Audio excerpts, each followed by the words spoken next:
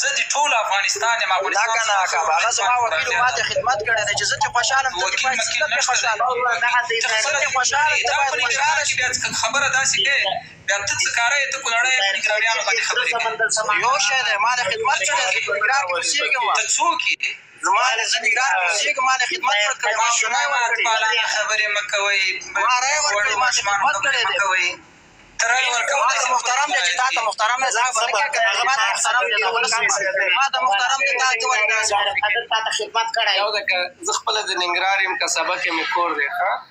زه په 2011 کې د افغانستان نه راووتلم دا ټول خاینان دي دا مشران ټول خاینان دي ورسېدې دلته یې راباندې ټاپه ولګول پاکستاني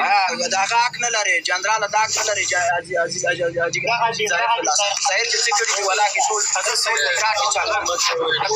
خبرې خوند نه کوي اکا دې خبرې ته خوشحاله ته باید خوشحاله شي کابل دي دغه دي کابل دي دلته پراته زه دې خوشحاله یم ته باید خوشحاله زه ولس یم زه دې خوشحاله یم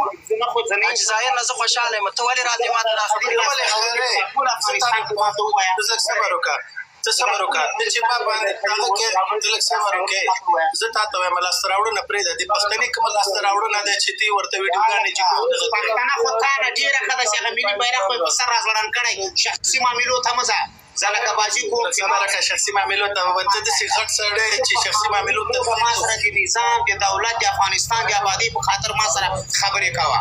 دا قرباني په افغانستان کې چا ورکړی والا چې ستاسو په وخت کې ده اعلان کړی دی چې زما وس وړاندې کېدو ما وړاندې دا خبرې به سر نه کوو دا وطن به پر تاسو کې حالات ته ورسوو ظاهر قدیر ګوره دا قدیر خو شاید تا نه زه ډېر وپېژنم شاید چې نظامي دا شی کنټرول که نظامي دا لیب دې کنټرول که نظامي دا صفت الله چې د هر چا په خبرو کې جناب عادل صاحب یاره چې زه دې خوشحاله یم د خپل مشر نه ته باید خوشحاله شې بد کې چې دې خوشحاله یې زه دې خوشحاله یم ته بد کې چې دغه تراتیب خپل ځان ته وګورې اول د خپل ګریوان کې څه شي خدمت یې وطن سره مات شي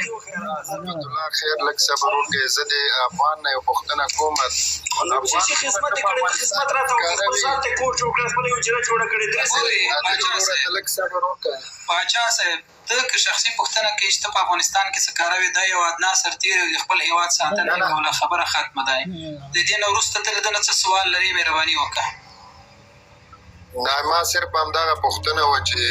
داسې کاره و هلته په افغانستان کې هلته د هېواد یو سرباز هېواد هلته یو سربازو سربازي یې کوله خلاص دا خو د ما ته خپله ونه وي که نو دی به خپله هم درته ووایي مهرباني وکړه ډېره بښنه غواړم محترمینو زه یو منټ وخت مخلمه یو دقیقه وخت مخلم زه درنه ځمه ځکه چې زه باید یو څه سودا وکړم تاسو ته یو شی وایم یو مشوره لرم د یو مشر په صفت باندې چې دوستانو ستاسو مشرانو تاسو خرڅ کړئ ټول په دې باندې 100% متیقن یاستئ تاسو مشرانو تاسو سره یو کړله د فراډ یې سره وکړه اوس په کار څه دي زه هم راشئ نور یو بل کار وکړئ ټول نظامیانو ته د یو مشر په صفت باندې یو توصیه کوم راځئ ځان غم کړئ په نورو خلکو کې او نور ځان ته نظامي مه ویوئ که تاسو ځان ته نظامي ویوئ هغه چا چې غول کړي دي په هغه غولو باندې ځان مه بدبوی کوئ هغې باندې ځان مه بدبوی کوئ راځئ تېر شئ په دې افغانان یاستئ په دې کې ځان ځان کړئ د نظامي خلکو خبرونه تېر شئ ځکه چې هغه زما ګوره زما خبرو له هر سرباز دپاره ګورئ ما خپلې خبرې نه دي پوره کړي ګرانه نظامي ته پرېږده تر اخره پورې بیا چې دا څه ګلان توړی دي جواب یې ورکړو ګوره ګرانه موږ ټول عمر په نظام باندې فخر کوو موږ پې وینې ورکړي او ته ما ته وایې چې ته د نظامي نوم نه تېر شه ما زه پکې شل دفعې زخمي شوی ته ما ته څنګه د نظامي نه راغلی ته خو زما ورور یې دا خبره مه کوه چې نظامي دی زه هم چې د دې نه نور تېر شه هغه ستا ورځ په قیامت ته به تېرېږم چې اخرې په وینه کې مې یو ټکې سایي بیا به هم زه د نظامي موقع شم قربان چغې مو وهه زه درته وایم دغه ستاسو مشرانو په دغه د جمهوري دوره کې مننه ډاکټر صاحب ګله زمونږ د ډاکټر صاحب اشرف غني د افغانستان د وسله والو ځواکونو سره علاق قمندان و مونږ تر بل هر چا نه پرې ډېر باور هم لرو، اوس هم پرې اعتماد لرو. همدا اوس هم که میدان ته راسي د افغانستان په 34 ولایتونو کې خپل ملاتړي لري او هر څوک یې احترام کوي. هر چا ورته د بابا لقب ورکړی ده. مونږ نه خپلو مشرانو خرڅ کړي یو او نه په مونږ باندې معامله سوې ده. دا چې نړیوالو امریکایانو او پاکستانیانو یوازې په نظامیانو باندې که څوک وایي چې په نظامیانو باندې معامله نه دی سوې، دلته د افغانستان پر ولسونو باندې معامله سوې دی. دلته د افغانستان پر ملت باندې معامله سوې ده.